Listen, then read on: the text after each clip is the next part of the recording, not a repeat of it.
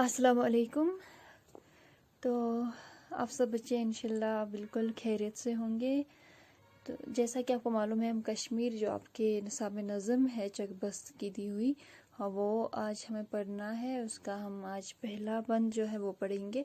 तो चकबस्त का, जैसा कि मैंने आपसे कहा था कि इनका जो आबाई वतन है वो कश्मीर रहा है, इसलिए इनका लगाव और रुझान जो है, मोहब्बत वो कश्मीर के साथ बहुत रही है, क्योंकि अजीज़ों के दरमियान कश्मीर की फितरी और तमंदनी खूबियों का जिक्र हर वक्त होता रहा है। उसकी वजह से इनका लगाव कश्मीर के साथ बहुत बढ़ गया और उसका जिक्र उन्होंने अपनी नज़मों में भी किया है, जैसे कि ये आपके निसाब में दी हुई नज़म कश्मीर है। तो कश्मीर का जो इसका नज़म का पहला बंद है, वो सुबह को कोहसार के फूलों का महकना, वो जाड़ियों की आड़ में चिड़ियों का चहकना, गर्दों पे शफक को पे लाले का दहकना, मस्तों की तरह अब्र के टुकड़ों का बहकना, हर फूल की जंबिश से आया नाज परी का, चलना वो दबे पाँव नसीम में सहरी का। तो कश्मीर की तारीफ़ करते हुए लिखते हैं, कश्मीर का जो आबो हवा है, खूबसूरती है, वो पीस जो इसकी फ़िज़ा में है, उसकी तारीफ़ करते हुए लिखते हैं चकबस्त के वो सुबह को कोहसार के फूलों का महकना, यानी जब सुबह होती है कश्मीर में तो लगता है ऐसे पहाड़ियों पे वो फूल महक रहे होते हैं, उसकी खुशबू जो है वो पूरी फ़िज़ा में फैली हुई होती है।